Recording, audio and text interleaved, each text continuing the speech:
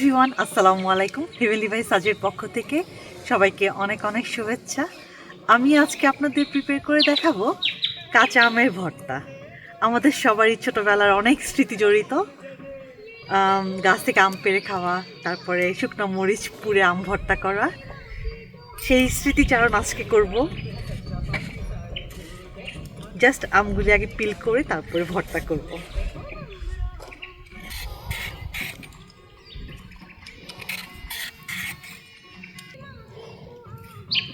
আমি এখন আমগুলি স্লাইস করে মোটারে দিয়ে দিচ্ছি।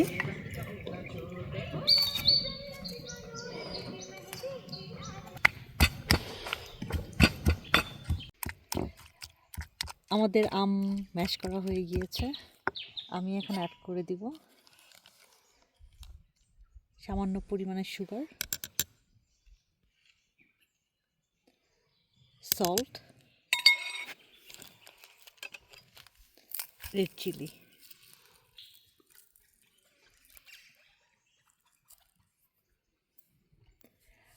আর অ্যাড করে দিচ্ছি কাসুন্দি।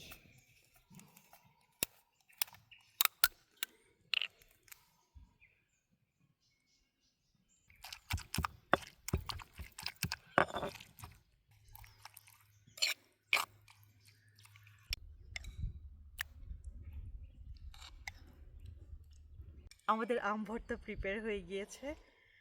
আমার অলরেডি জিভে পানি চলে এসেছে। আমি একটু ট্রাই করে দেখব।